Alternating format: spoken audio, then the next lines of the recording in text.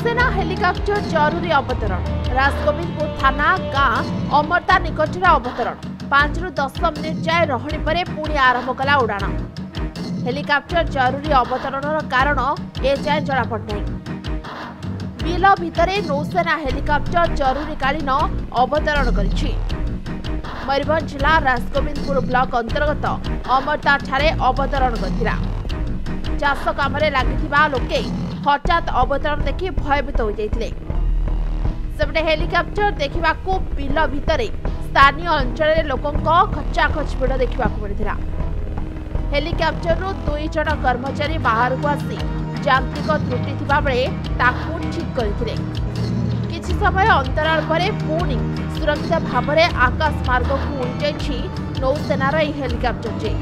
Mayurbhanj Dinesh Kumar Singh report समय live.